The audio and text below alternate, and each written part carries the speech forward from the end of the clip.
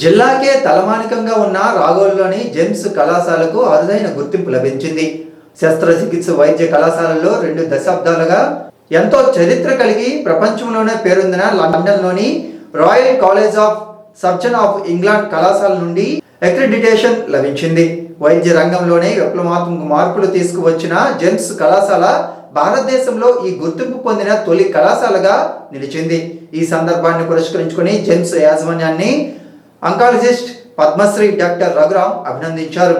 ఈ సందర్భంగా కళాశాల చీఫ్ మెంటర్ డాక్టర్ కొలినేని భాస్కర్రావు మాట్లాడుతూ తమ కళాశాలకు ఈ గుర్తింపు రావడం గర్వకారణమన్నారు.